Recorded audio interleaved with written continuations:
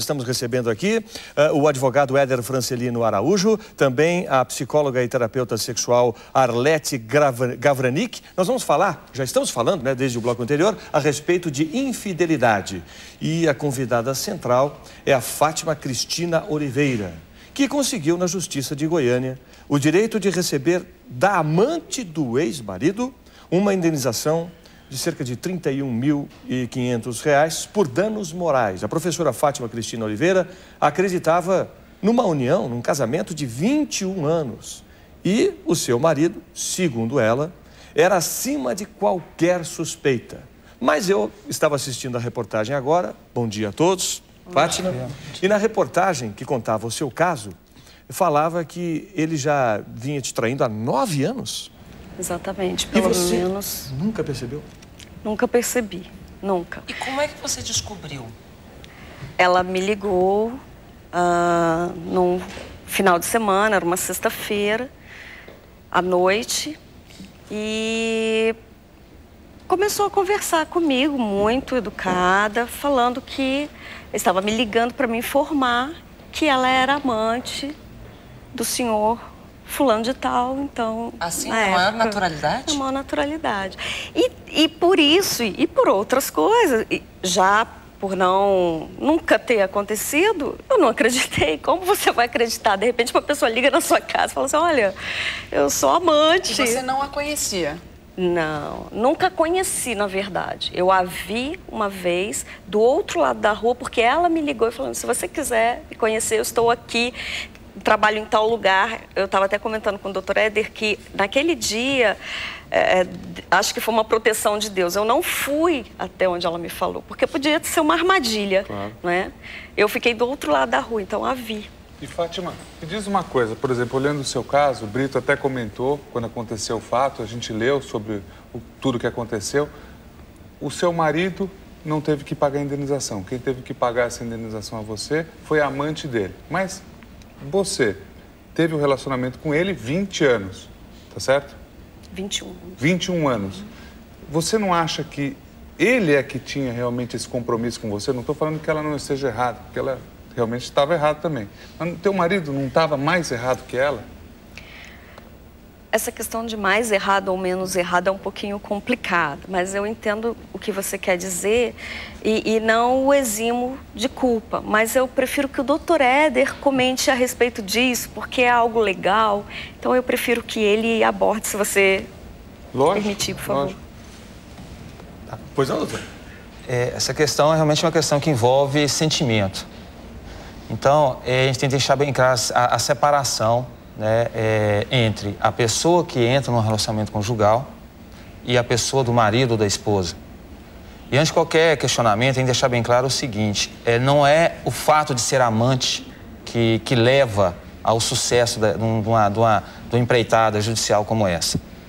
As consequências, são os atos que essa pessoa, entre aspas, como amante, pode causar na sua vida pessoal, na sua vida familiar, na sua vida profissional. O senhor está querendo dizer que, além de ser traída pelo marido, pelo ex-marido, que ela já separou, não é?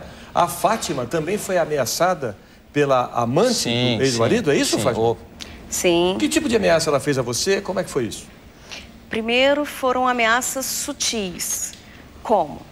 Ela ligava no meu celular de madrugada, deixava recados. Olha, você vai para o trabalho tal hora, assim, assim, assim, hoje? Então, ela sabia dos meus horários. Você gravou as mensagens? Bom, o celular, eu não gravei, mas ele é passível de haver quebra, né, de sigilo. Eu não sei como isso quebra é feito, de sigilo telefônico. Telefônico. O que mais ela te ameaçou? Como é que foi? Porque ela começou a te ameaçar. Até então, você não sabia da existência desta mulher na vida do seu marido. Não Ela sabia. telefonou e te avisou que ele estava tendo um caso extraconjugal com ela. E foi a partir desse fato que ela começou a te ameaçar?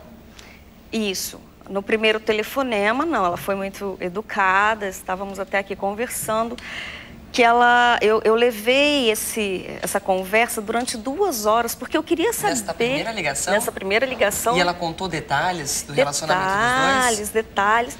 Mas mesmo assim eu não acreditei, porque uma pessoa pode saber muito da sua vida e usar isso. Poderia ser um golpe, né? Podia ser um golpe. Fátima, quando você recebeu essa ligação, tudo bem, você demorou a acreditar, mas você foi tirar satisfação com o seu ex-marido ou não? Sim, fui. E aí, penso eu que fui muito ingênua. Mas antes de continuar, eu quero só abordar aquela primeira colocação que você fez. Na verdade, eu queria que o Dr. Éder falasse que eu entrei, sim, com um pedido de indenização contra ele. Ah, entendi. Contudo, numa separação litigiosa, existem e vai ser transformada em consensual, as partes têm de ceder. Então, uma exigência dele foi que eu abrisse mão. Você achou melhor, por bem, abrir mão disso, entendi. Entendi. Agora, como é que foi a decisão de você entrar com o processo contra ela? Como é que você toma essa decisão? Então, aí voltando também, é muito difícil a gente falar a respeito disso, principalmente numa cidade como Goiânia, que tem características de cidade do interior. A gente também tinha muita ligação com pessoas interioranas, muito carinho e tal, aquela questão da família muito forte. Você já conhecia essa mulher? Não, nunca conheci. Tinha visto? Ela não fazia parte do círculo de amizades de vocês? Não, não. Meu não. Bom, então, eu não tinha coragem de contar isso pra ninguém, nem pra minha mãe. Quando você descobriu, você guardou isso pra você? Guardei isso pra mim. Mas quando você colocou ele contra a parede? Voltando aí, ótimo. Quando ele chegou do local para onde ele tinha viajado no fim de semana, e ela sabia, ela me falou, olha, ele está viajando, assim, para tal local. Eu falei para ele, falei assim, olha, me ligou uma pessoa assim, dizendo isso, isso e isso. Eu acho que é uma pessoa desequilibrada, é uma pessoa que está querendo minar o nosso relacionamento, é uma pessoa que tem algum problema comigo ou algum problema com você. Então, eu mesma dei a deixa para ele. Dei de bandeja. E ele falou, não, é isso mesmo, sempre negou, ele nunca... Até então a relação estava ótima. Uma relação normal. O que eu chamo de relação normal? Ora, você tem os seus afazeres, o outro tem os seus afazeres, tem filhos, você tem de dividir o seu tempo. Mas nunca deixei de ser mulher, nunca deixei de ser amante, nunca deixei de ser mãe. Então, brigas, claro. Foi a única traição, Fátima? Ou tiveram outras mulheres também na vida dele? Essa foi